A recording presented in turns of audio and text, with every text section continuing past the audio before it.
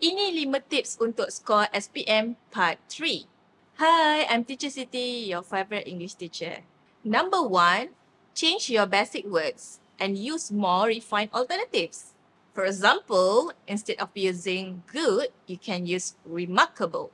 Instead of using bad, you can use dreadful. Number 2, add impactful phrases to give tone to your writing.